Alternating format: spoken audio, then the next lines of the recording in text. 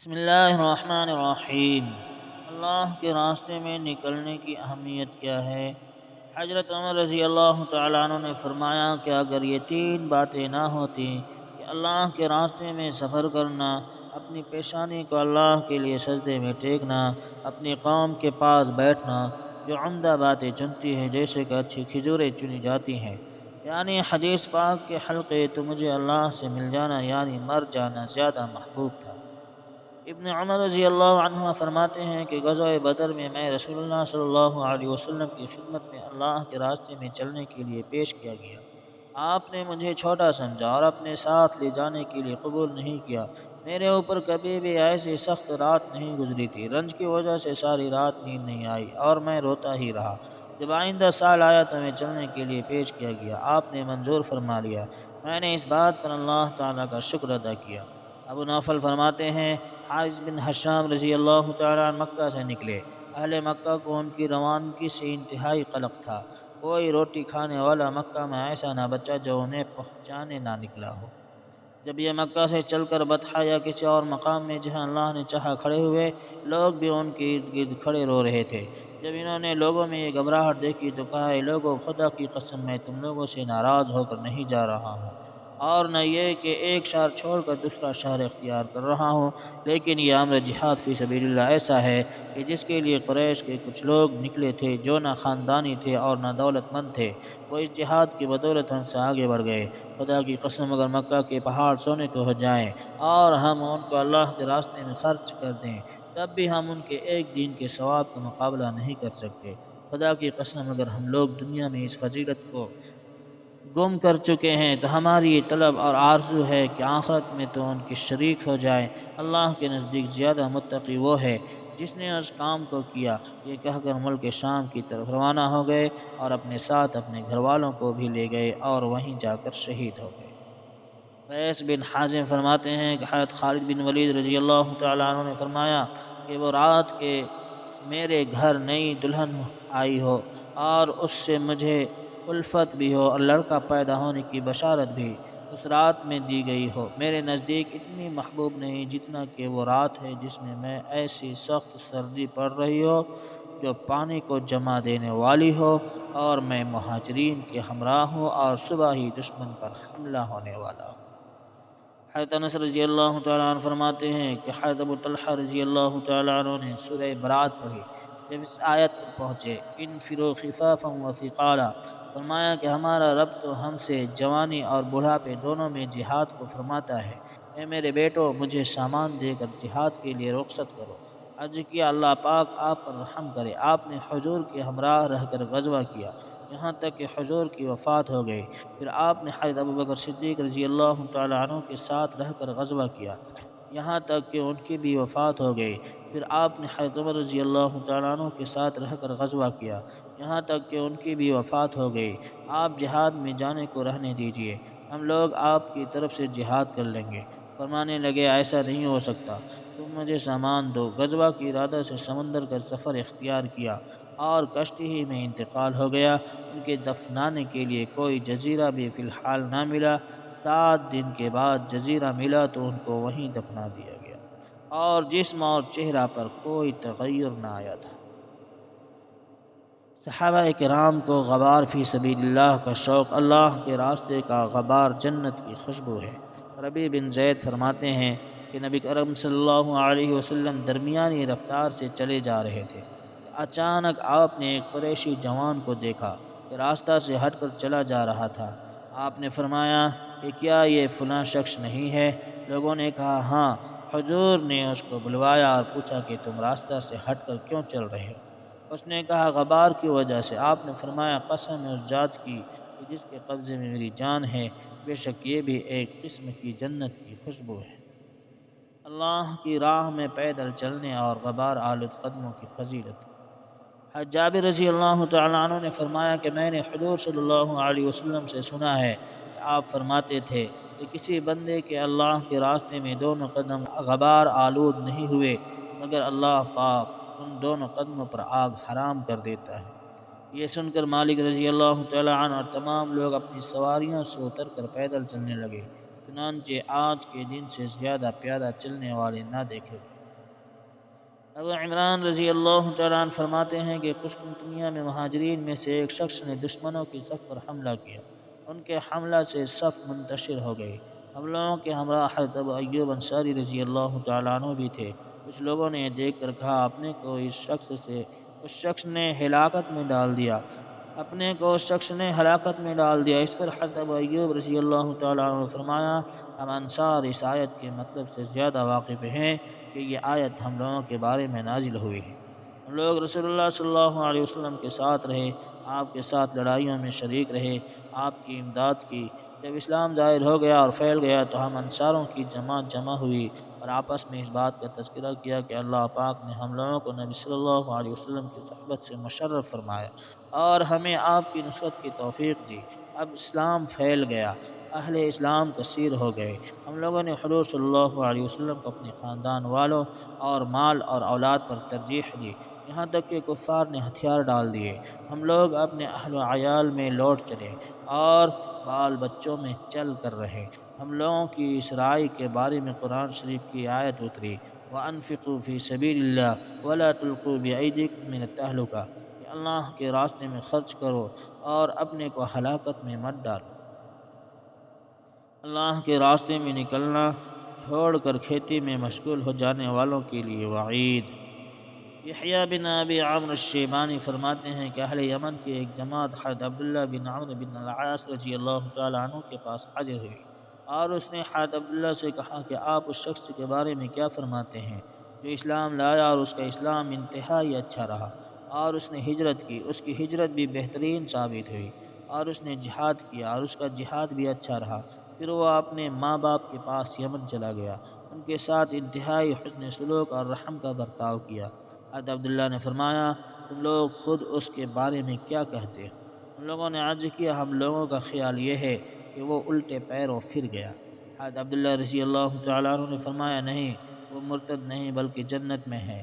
اب میں تم لوگوں کو ایسا آدمی بتائے دیتا ہوں جو اپنی ایڑیوں کے بل واپس ہو گیا۔ وہ شخص ہے جو اسلام لایا اور اس کا اسلام بہت اچھا ثابت ہوا اور ہجرت کی اور اس کی ہجرت بہت بہتر رہی اور جہاد کیا اور اپنے جہاد میں بھی اچھا رہا۔ اس کے بعد اس نے کسی نبطی کسان کی زمین کا ارادہ کیا اور اس کو جزیہ اور لگان پر لیا، پھر اس زمین میں مشغول ہو گیا، دن و رات اسی کی سرسبزی کی فکر رہی اور جہاد چھوڑ بیٹھا۔ بس یہ شخص وہ ہے جو اپنی ایڑیوں کے بل واپس ہو گیا۔ جس نے اللہ کے راستے میں چلہ نہ پورا کیا اس پر نکیر۔ حضرت زید بن حبیب فرماتے ہیں کہ ایک شخص حضرت عمر رضی اللہ تعالیٰ عنہ کی خدمت میں حاضر ہوئے۔ آپ نے دریافت فرمایا تم کہاں تھے؟ آنے والے نے کہا میں چھاؤنی پر تھا۔ حضرت عمر رضی اللہ تعالیٰ عنہ نے فرمایا کتنے دنوں تم چھاؤنی میں رہے؟ اس شخص نے کہا کہ 30 دن۔ حضرت عمر رضی اللہ تعالیٰ عنہ نے فرمایا تم نے چلہ پورا کیوں نہ کیا؟ فائدہ اگر آدمی ایک چلہ سے کم کے لیے نام لکھائے تو اس کو چاہیے کہ چلہ پورا کر دے۔ 3 چلوں کے لیے اللہ کے راستے میں نکلنا اور شادی شدہ حضرات کے لیے 4 ماہ سے زائد نکلنے پر پابندی۔ ابن جریح فرماتے ہیں کہ مجھ سے ایک شخص نے بیان کیا ہے جو بہت سچا ہے۔ حضرت عمر رضی اللہ تعالیٰ عنہ جب کہ گشت کر رہے تھے ایک عورت کو یہ کہتے ہوئے سنا۔ ترجمہ یہ رات طویل ہو گئی اور اس کے تمام کنارے کالے پڑ گئے اور مجھ کو نیند نہ آئی اس لیے کہ کوئی محبوب نہیں جس سے میں کھیلتی۔ اگر خدا کا جس کے مانند کوئی نہیں ڈر نہ ہوتا تو اس چارپائی کے تمام کنارے حرکت کھاتے۔ حضرت عمر رضی اللہ تعالیٰ عنہ نے اس عورت سے پوچھا تیرا کیا حال ہے؟ اس نے عرض کیا میرا شوہر چند مہینے سے مسافرت پر ہے اور میرے نفس میں اس کا شوق پیدا ہوا ہے۔ حضرت عمر رضی اللہ تعالیٰ عنہ نے فرمایا کیا تو نے برائی کا ارادہ کیا ہے؟ عورت نے کہا اللہ کی پناہ۔ حضرت عمر نے فرمایا اپنے نفس پر قابو رکھ، میں اس کو بلانے کے لیے ڈاک سے آدمی بھیجے دیتا ہوں۔ چنانچہ حضرت عمر رضی اللہ تعالیٰ عنہ نے اس کے شوہر کو بلایا۔ اس کے بعد تحقیق کی کہ عورت کو اپنے شوہر کا شوق کتنے دنوں میں ہوتا ہے۔ معلوم ہوا کہ 4 مہینے میں۔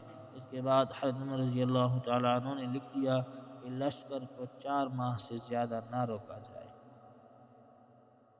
اللہ کے راستے میں نکلنے میں اگر نیت خالص نہ ہو تو کوئی اجر و ثواب نہیں۔ حضرت ابو امامہ رضی اللہ تعالیٰ عنہ فرماتے ہیں کہ ایک شخص نے رسول اللہ صلی اللہ علیہ وسلم کی خدمت میں حاضر ہو کر عرض کیا، آپ فرمائیے کہ ایک آدمی نے اجرت اور شہرت کی غرض سے جہاد میں شریک کی، اس کے لیے کیا ثواب ہے؟ آپ صلی اللہ علیہ وسلم نے فرمایا، اس کے لیے کوئی ثواب نہیں۔ اس آدمی نے 3 مرتبہ آپ سے دریافت کیا، ہر مرتبہ آپ نے فرمایا اس کے لیے کوئی اجر نہیں۔ پھر آپ نے فرمایا کہ اللہ پاک کسی عمل کو قبول نہیں کرتا جب تک کہ وہ خالص اللہ کی رضامندی کے لیے نہ ہو۔ اخلاص نہ ہونے کی وجہ سے سخت مجاہدہ کے باوجود دوزخ کا فیصلہ۔ حضرت عاصم بن عمر بن قتادہ رضی اللہ تعالیٰ عنہ فرماتے ہیں، ہم لوگوں میں ایک مسافر آدمی رہتا تھا جس کو کوئی نہیں جانتا تھا کہ یہ کون ہے، اس کو قزمان کہا جاتا تھا۔ جب حضرت صلی اللہ علیہ وسلم سے اس کا تذکرہ کیا جاتا، آپ فرماتے کہ یہ جہنمی ہے۔ حضرت عاصم فرماتے ہیں، احد کی لڑائی میں اس نے انتہائی سخت لڑائی لڑی، تنہا 8 یا 7 مشرکین کو مار ڈالا اور بڑا بہادر تھا۔ زخموں نے اس کو مجبور کر دیا، بنی ظفر کے گھر سے اٹھا کر لے گئے۔ مسلمانوں نے اسے کہنا شروع کیا، خدا کی قسم ہے قزمان، آج تو نے بڑی بہادری کا کام کیا، خوشخبری حاصل کرو۔ کہا، کس چیز کی خوشخبری حاصل کرو؟ خدا کی قسم، میں نے یہ لڑائی کسی اور وجہ سے نہیں کی، محض اپنی قوم کی نام آوری کے لیے کی ہے، اور اگر میرا یہ مقصد نہ ہوتا تو میں ہرگز نہ لڑتا۔ راوی کہتے ہیں، جب اسے زخموں کی تکلیف زیادہ محسوس ہوئی تو تیر دان سے ایک تیر نکالا اور اس کے ذریعے خودکشی کر لی۔ حضور پاک صلی اللہ علیہ وسلم کا فرمان صادق آیا، سیدھے جہنم رسید ہو گیا۔ حسن نیت اور اخلاص کی برکت سے عمل کے بغیر بھی جنت کا فیصلہ۔ پہلا واقعہ، حضرت ابو ہریرہ رضی اللہ تعالیٰ عنہ فرماتے ہیں کہ عمرو بن ناقیش کا زمانہ جاہلیت میں ایک معبود تھا، وہ اس کی پرستش کیا کرتے تھے۔ غزوہ احد میں مدینہ آ کر لوگوں سے پوچھا، میرے چچیرے بھائی کہاں ہیں؟ لوگوں نے کہا، احد میں۔ اس کے بعد انہوں نے بھی خود جنگی لباس پہنا اور اپنے گھوڑے پر سوار ہوئے اور بھائیوں کی طرف چل پڑے۔ مسلمانوں نے دیکھ کر کہا کہ عمر، دور ہی رہو، ہمارے پاس نہ آؤ۔ انہوں نے کہا کہ میں ایمان لا چکا ہوں۔ اس کے بعد یہ کفار سے لڑے، یہاں تک کہ زخمی ہو گئے اور ان کو ان کے گھر زخمی اٹھا کر لایا گیا۔ معاذ بن جبل رضی اللہ تعالیٰ عنہ کے پاس آئے اور ان کے بھائی سلمہ سے دریافت کیا کہ یہ اپنی قوم کی طرفداری میں لڑے یا اللہ اور اللہ کے رسول صلی اللہ علیہ وسلم کے لیے تیش کھا کر کفار سے لڑے؟ ان کے بھائی نے کہا، اللہ اور اللہ کے رسول صلی اللہ علیہ وسلم کی طرف سے کفار پر تیش کھا کر لڑے۔ اس کے بعد ان کی وفات ہو گئی اور یہ جنت میں داخل ہو گئے۔ ایک نماز بھی نہ پڑھی تھی، اس لیے کہ نماز کا وقت ہی اسلام لانے کے بعد ان کو نہ ملا، یعنی اسلام لانے کے بعد کوئی نماز ان پر اس وجہ سے نہیں فرض ہوئی کہ وقت ہی نماز کا نہ آنے پایا تھا اور وہ شہید ہو گئے۔ دوسرا واقعہ، حضرت ابو ہریرہ منکر تھے، جب غزوہ احد پیش آیا ان کی جی میں آ گئی اور اسلام لائے، اپنی تلوار اٹھائی اور صبح ہی صبح کفار کے مجمع میں داخل ہو کر قتال شروع کیا، یہاں تک کہ زخموں نے انہیں چکنا چور کر دیا۔ انہیں دیکھ کر لوگوں نے کہا کہ خدا کی قسم، یہ تو اسیرم ہے، یہ یہاں کیسے آئے؟ یہ تو اسلام کے دشمن تھے۔ لوگوں نے ان سے پوچھا کہ اسیرم، تمہیں یہاں کیا چیز لائی ہے؟ آیا قومی غیرت کے تقاضے سے آئے یا اسلام کی طرف رغبت کر کے؟ اسیرم نے کہا کہ میں تو اسلام کی طرف سے رغبت کر کے شریک جہاد ہوا تھا، میں اللہ اور اس کے رسول پر ایمان لایا اور مذہب اسلام اختیار کیا، پھر میں نے تلوار اٹھائی اور صبح ہی صبح حضور صلی اللہ علیہ وسلم کے ساتھ میدان جہاد میں آ گیا اور میں نے لڑنا شروع کر دیا، یہاں تک کہ مجھ کو جو زخم لگنے تھے لگے۔ اس کے ذرا دیر بعد لوگوں کے ہاتھوں میں ان کا انتقال ہو گیا۔ لوگوں نے ان کا تذکرہ حضور صلی اللہ علیہ وسلم سے کیا، آپ نے فرمایا کہ اسیرم اہل جنت میں سے۔ تیسرا واقعہ، حضرت شداد بن حاتم بیان فرماتے ہیں کہ ایک اعرابی نے حضور صلی اللہ علیہ وسلم کی خدمت میں حاضر ہو کر ایمان اختیار کیا اور آپ کے پیچھے ہو لیا اور کہا کہ میں بھی آپ کے ساتھ ہجرت کروں گا۔ آپ نے بعض صحابہ کو اس کے بارے میں وصیت فرمائی، یعنی خیر و خبر رکھنے کی۔ جب غزوہ خیبر میں حضور صلی اللہ علیہ وسلم کو مال غنیمت ملی اور آپ نے اس کو تقسیم فرمایا تو آپ نے اس کو بھی حصہ دیا اور اس کے ساتھیوں کے پاس رکھوا دیا۔ یہ ساتھیوں کے جانور چرایا کرتے تھے، جب چرا کر کے واپس آئے انہوں نے اس کا حصہ دیا۔ اس نے پوچھا، یہ کیا ہے؟ ساتھیوں نے کہا کہ یہ تمہارا حصہ ہے، حضور نے دیا ہے۔ اس نے کہا کہ میں نے حضور کا اتباع اس وجہ سے نہیں کیا میں نے تو آپ کا اتباع اس لیے کیا ہے کہ میرے یہاں تیر لگے۔ اپنے حلق کی طرف اشارہ کر کے کہا تاکہ میں مر جاؤں اور جنت میں داخل ہو جاؤں۔ ساتھی نے کہا اگر تو سچا ہے تو اللہ تجھے سچا کر دکھائے گا۔ پھر ان اصحاب رسول صلی اللہ علیہ وسلم نے دشمنوں سے جہاد کیا، جس میں یہ بھی شریک تھا۔ اس کو حضور صلی اللہ علیہ وسلم کے پاس لاد کر لایا گیا۔ اس کے تیر ایسی جگہ پہ اوسط ہوا تھا جہاں اس نے اشارہ کیا تھا۔ آپ نے پوچھا یہ وہی ہے؟ صحابہ نے عرض کیا کہ جی ہاں۔ آپ نے اپنے جبہ مبارک میں کفن دیا، پھر آپ نے اس کے جنازے کی نماز پڑھی۔ آپ نے اس کے جنازے میں جو الفاظ ادا فرمائے وہ یہ تھے: اے میرے اللہ، یہ تیرا بندہ ہے، ہجرت کر کے تیرے راستے میں نکلا ہے، شہید ہو کر قتل کیا گیا ہے اور میں اس پر گواہ ہوں۔ چند ضروری ہدایات: امیر جماعت نوعمر یا کم درجے کا ہو، اس کے ساتھ بھی جانا چاہیے۔ محمد بن سیرین فرماتے ہیں ابو ایوب انصاری رضی اللہ تعالیٰ عنہ حضور صلی اللہ علیہ وسلم کے ہمراہ غزوہ بدر میں شریک ہوئے، پھر یہ ہمیشہ مسلمانوں کے ہر غزوہ میں شریک ہوتے رہے، مگر ایک سال غزوہ میں نہ گئے، اس لیے کہ ایک نوعمر لشکر کا امیر مقرر کیا گیا تھا۔ اس سال یہ گھر بیٹھے رہے، لیکن اس بات کا بعد میں ہمیشہ افسوس کرتے رہے اور فرماتے رہے کہ میرا کیا حرج تھا، کوئی بھی امیر بنایا جاتا۔ فائدہ معلوم ہوا کہ جماعت میں جانے کے لیے یہ نہ دیکھے کہ امیر کون ہے، اللہ کے راستے میں اللہ کے واسطے نکلے، اللہ اس کو ضرور نوازیں گے۔ امیر کو جماعت کے ساتھ جانا چاہیے، اللہ کے راستے میں نکلنے کے ثواب کا اندازہ۔ حضرت ابن عباس رضی اللہ تعالی عنہ فرماتے ہیں کہ حضور صلی اللہ علیہ وسلم نے عبداللہ بن رواحہ کو کسی سریہ میں بھیجا اور اس جماعت کی روانگی جمعہ کے دن ہوئی۔ اپنے ساتھیوں کو انہوں نے بھیج دیا اور کہا کہ میں آپ کے ساتھ جمعہ پڑھ لوں، پھر ان لوگوں سے مل جاؤں گا۔ جب حضور صلی اللہ علیہ وسلم کے ساتھ نماز پڑھی، آپ نے ان کو دیکھ کر فرمایا تم اپنے ساتھیوں کے ساتھ کیوں نہیں گئے؟ انہوں نے کہا کہ میں نے سوچا کہ آپ کے ساتھ جمعہ پڑھ لوں، پھر ان لوگوں سے جا کر مل لوں گا۔ آپ نے فرمایا کہ اگر تم جو کچھ روئے زمین پر ہے اس کو بھی خرچ کر دو تو ان کے صبح صبح چلنے کا ثواب نہیں پا سکتے۔ جماعت کے ساتھ روانہ نہ ہو سکے تو بعد میں جا کر ان کے ساتھ شامل ہو جائے۔ ابن اسحاق کی روایت میں ہے کہ ابو خیثمہ اپنے گھر آئے جبکہ حضور صلی اللہ علیہ وسلم کو سفر کیے ہوئے کئی دن گزر گئے تھے۔ سخت گرمی کا موسم تھا۔ اپنی دونوں بیویوں کو اپنے باغ کی جھوپڑی میں پایا۔ ان میں سے ہر ایک نے اپنی اپنی جھوپڑیوں میں پانی چھڑک رکھا تھا اور اس میں ٹھنڈا پانی اور ان کے لیے کھانا پکا ہوا تیار تھا۔ جب باغ میں داخل ہوئے، جھوپڑی کے دروازے پر کھڑے ہو کر اپنی دونوں عورتوں کو اور جو کچھ انہوں نے کر رکھا تھا اسے دیکھا اور فرمایا کہ رسول اللہ صلی اللہ علیہ وسلم تو بے آب ہو گیا، زمین اور دھوپ میں ہوں اور ابو خیثمہ ٹھنڈے سائے اور تیار شدہ کھانا اور اپنی حسین عورتوں اور اپنے مال میں ٹھہرا ہوا ہو، یہ انصاف کی بات نہیں ہے۔ خدا کی قسم میں تم میں سے ایک کی بھی جھوپڑی میں داخل نہ ہوں گا، میں تو رسول اللہ صلی اللہ علیہ وسلم سے جا کر ملوں گا۔ عورتوں نے جو توشہ تیار کیا اسے لیا، پھر اپنی اونٹنی کے پاس آئے، اس پر کجاوا کسا، پھر حضور صلی اللہ علیہ وسلم کی طلب میں چل کھڑے ہوئے۔ فائدہ معلوم ہوا کہ جماعت روانہ ہو جائے اور اس کے ساتھ نہ جا سکے تو بعد میں جا کر اس سے مل جائے۔ جہاد فی سبیل اللہ اور اللہ کے راستے میں نکل کر دینی تعلیم کا اہتمام کرنا۔ حتان بن عبداللہ رقاشی فرماتے ہیں کہ ہم لوگ ابو موسیٰ اشعری رضی اللہ تعالیٰ عنہ کے ہمراہ دجلہ کے کنارے ایک لشکر میں تھے۔ نماز کا وقت آ گیا، ان کے مؤذن نے ظہر کے لیے اذان دی، لوگوں نے وضو کی تیاری کی اور وضو کیا۔ اس کے بعد لوگوں نے نماز پڑھائی، لوگ حلقہ بنا کر بیٹھ گئے۔ جب عصر کا وقت آیا، مؤذن نے عصر کی اذان دی، لوگوں نے پھر وضو کی تیاری کی۔ حضرت ابو موسیٰ اشعری رضی اللہ تعالیٰ عنہ نے منادی کو حکم دیا کہ پکار دے کہ جس شخص کا وضو نہیں وہ وضو کر لے، اس کے علاوہ اوروں پر وضو کرنا نہیں ہے۔ اور حضرت ابو موسیٰ رضی اللہ تعالیٰ عنہ فرمایا قریب ہے کہ علم میں رخصت ہو جائے اور جہالت کا یہاں تک دورہ ہو کہ آدمی اپنی ماں کو بسبب جہالت تلوار سے قتل کر دے۔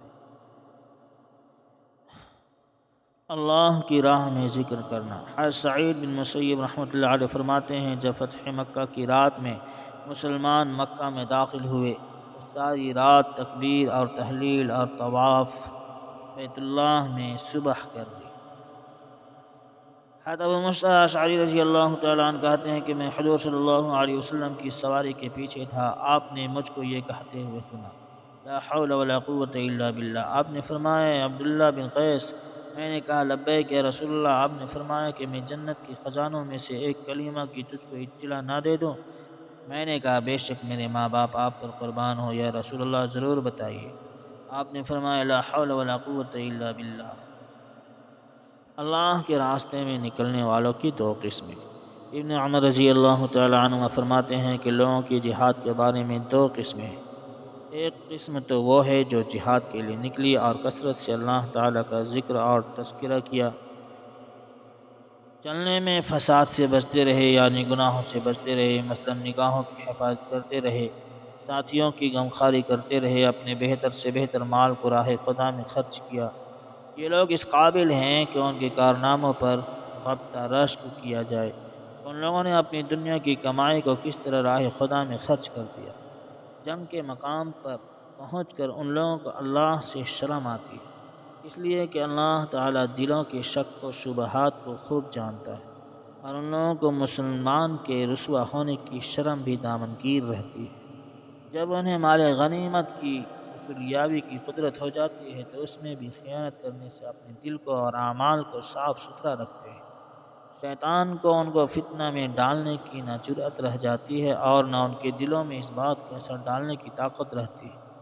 ایسے لوگوں کے ذریعے اللہ پاک اپنے دین کو عزت دیتا ہے اور اپنے دشمنوں کو ذلیل کرتا ہے۔ ساتھ کذب بیانی سے کام لیتے ہیں۔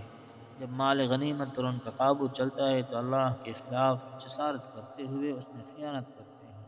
شیطان ان کے دلوں میں یہ بات ڈال دیتا ہے کہ یہ غنیمت ہی تو ہے، اور جب ان لوگوں کا آسائش اور ڈھیل ملتی ہے تو اکڑ دکھاتے ہیں، اور اگر ان پر کوئی قید اور سختی ہوتی ہے تو شیطان انہیں آبرو ریزی کے فتنے میں مبتلا کر دیتا ہے کہ ہماری آبرو چلی گئی۔ ان لوگوں کے لیے مومنین کے اجر میں سے کچھ بھی نہیں، بس مومنین کے جسم کے ساتھ ان کا جسم ہے اور مومنین کے سفر کے ساتھ ان کا سفر ہے، حالانکہ دونوں جماعتوں کی نیت اور اعمال میں بہت بڑا فرق ہے۔